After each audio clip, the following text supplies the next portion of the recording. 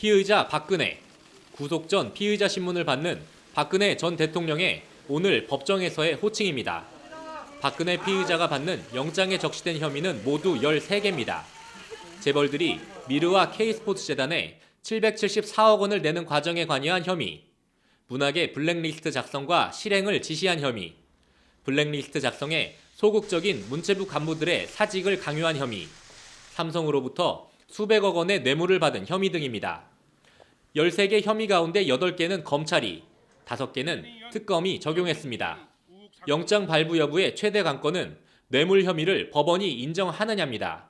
일단 박 전 대통령의 혐의 가운데 형벌이 가장 무거운 데다 이미 구속된 최순실 씨와 이재용 삼성전자 부회장 등 다른 핵심 피고인들과도 다 맞물려 있는 사안이기 때문입니다. 검찰은 사안의 중대성과 다른 피의자들과의 형평성 등을 영장 청구 사유로 밝힌 바 있습니다.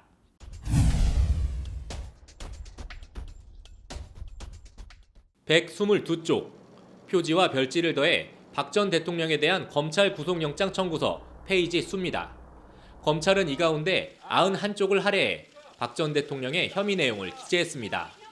삼성 뇌물 혐의 관련이 39쪽으로 가장 많고 문학의 블랙리스트 관련이 25쪽, 삼성의 다른 기업과 관련된 내용 13쪽 등입니다. 법원 안팎에선 검찰이 작정하고 쓴 거라는 평가가 지배적입니다. 수천억 원대의 뇌물과 군사반란 등으로 기소된 노태우 전 대통령에 대한 당시 구속영장 청구서도 5쪽에 불과했습니다. 박 전 대통령이 받는 혐의가 많고 관련자들이 수십 명에 이르는 점을 감안해도 지나치다 싶을 정도로 방대한 양입니다. 여러 혐의 가운데 한 가지라도 뚜렷하게 범죄 혐의가 소명되면 영장이 발부되는 경향을 감안해 검찰이 최대한 자세히 범죄 혐의를 기재한 겁니다.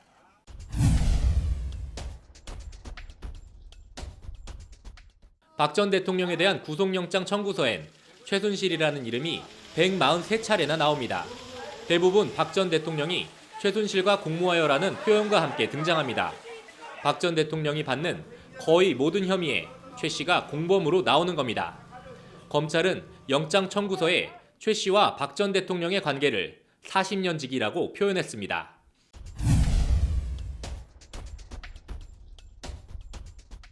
검찰이 영장을 청구하며 법원에 제출한 수사 기록은 220건, 페이지로 따지면 12만 쪽이 넘습니다.